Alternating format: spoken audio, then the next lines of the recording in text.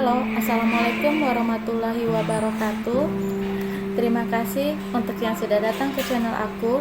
Kalau belum subscribe, tolong jangan lupa di subscribe, kemudian bunyikan lonceng, dan jangan lupa kasih like serta komentar biar aku makin semangat ya. Penantian dalam Cinta, episode 68, diterima di Universitas Negeri. Randi, panggil Ibu Susi. Iya Bu, jawab Randi ketika baru keluar dari dalam ruangan ujiannya. Randi sudah berencana untuk langsung pulang ke rumahnya setelah mengikuti ujian.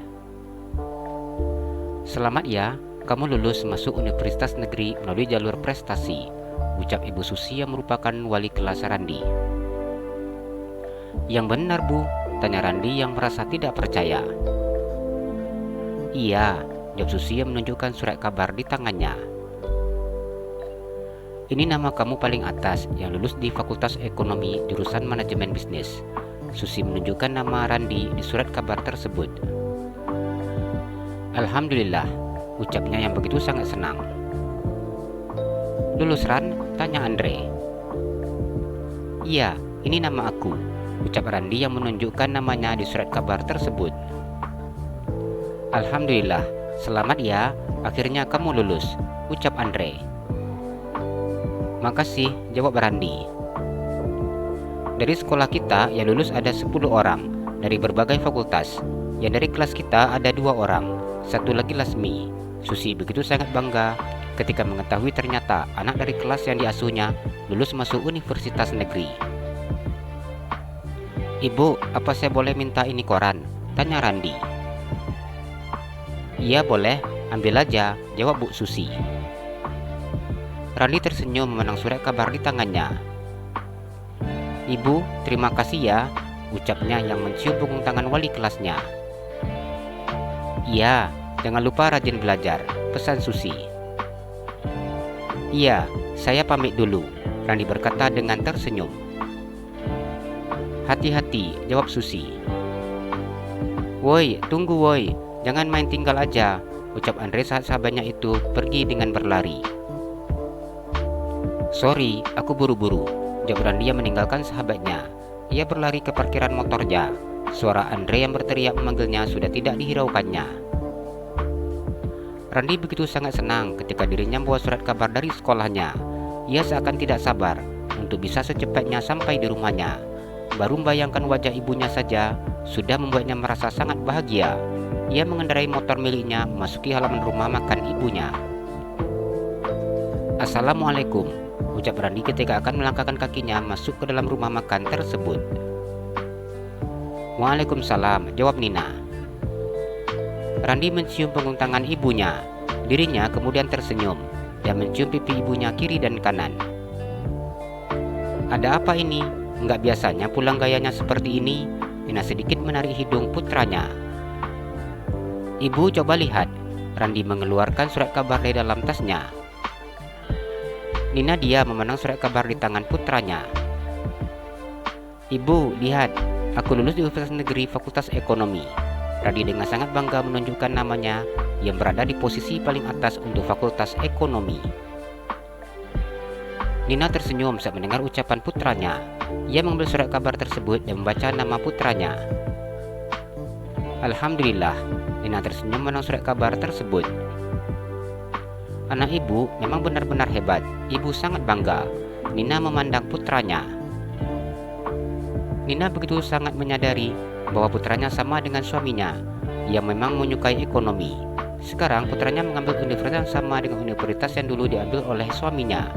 Fakultasnya juga sama-sama ekonomi. Alhamdulillah Bu, sesuai dengan pilihan pertama aku. Randi tersenyum dan kembali memeluk ibunya.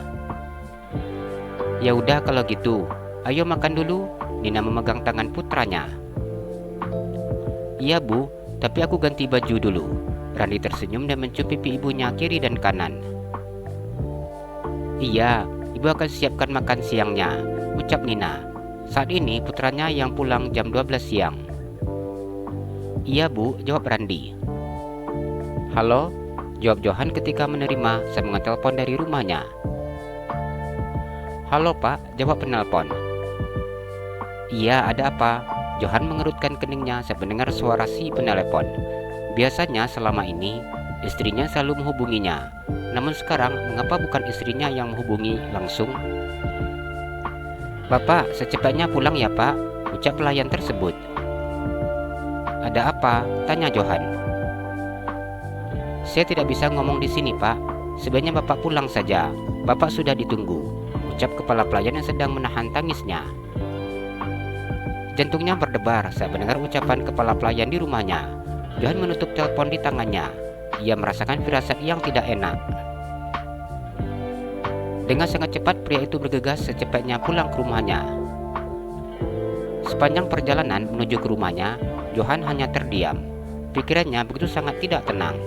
Dirinya merasa begitu sangat takut, memikirkan hal apa yang terjadi. Selama ini, tidak pernah istrinya melakukan hal ini.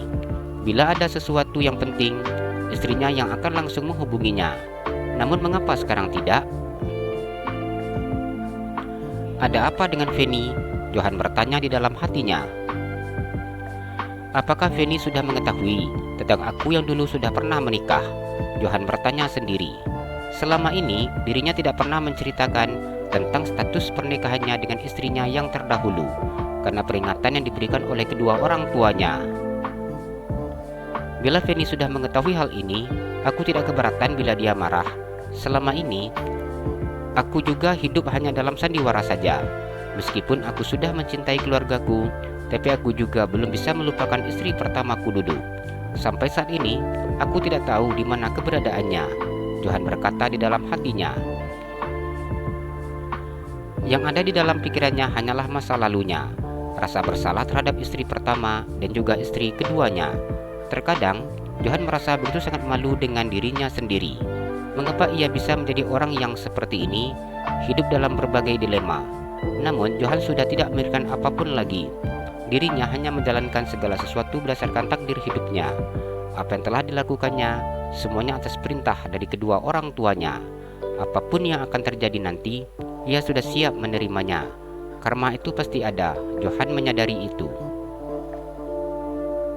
Mobil yang dikemudikan oleh supir pribadinya memasuki halaman rumah mewah miliknya. Johan cukup kaget ketika melihat rumahnya yang sudah mulai ramai oleh orang-orang yang datang. "Ada apa ini?" Johan bertanya di dalam hatinya. Kakinya gemetar ketika turun dari dalam mobil. Ia melangkahkan kakinya menuju ke dalam rumahnya. Para tetangga yang menuju rumahnya dengan cepat memberikan Johan jalan. "Pak Johan," ucap pria seusia dengannya. Pria itu merangkul Johan, namun Johan melepaskan tangan pria tersebut. Tubuhnya terdiam saat memandang putri sulungnya yang berada di atas kasur yang berada di tengah ruangan tamunya yang berukuran besar. "Ini ada apa?" tanya Johan dengan suara yang bergetar. "Nona Andini meninggal Tuan." Suara tangis kepala pelayan di rumahnya pecah saat menjawab pertanyaannya. "Tidak mungkin," Johan berteriak saat mendengar ucapan kepala pelayannya. Sabrina dan Lukman yang baru saja sampai di rumah anaknya tidak kuasa saat melihat cucu kesayangannya yang sudah tidak bernyawa. Sabrina merasakan pandangannya yang gelap hingga tubuhnya terjatuh. Para pelayan dengan sangat cepat mengangkat tubuh nyonya besarnya itu. Johan hanya diam ketika memandang wajah cantik putrinya yang sudah tidak bernyawa. Saat ia akan pergi ke kantor, ia masih sarapan pagi bersama dengan kedua putrinya dan istrinya. Mereka masih duduk bercanda di meja makan. Namun, sekarang putrinya sudah terbaring diam dengan wajah yang pucat.